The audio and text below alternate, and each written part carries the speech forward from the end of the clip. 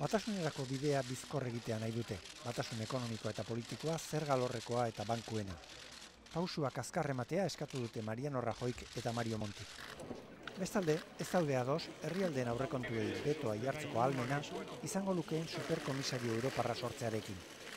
Mario Draghi, Europako Banku Zentraleko presidenteak, plazaratu du ideia hori, baina oraingoz ez zaie egokia iruditzen Rajoy eta Montiri. Pero si eso es lo único que se pretende hacer, pues oiga, creo que no, creo que hay que hablar de más cosas. Erreskatea eskatzeari dagokionez berriz, ez dute oraingoz beharrezkotzat ikusten. Y no lo ha pedido porque entiende que no es imprescindible. Rajoyk esan du oso ona dela Banku Zentralak herrialdeen zorra erosteko aukera zabalik egotea.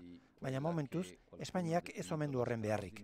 Italiak ere ez du erreskaterik behar, adierazi du Mario Montik. Non riteniamo che l'Italia sia nelle condizioni di dover attivare questo strumento.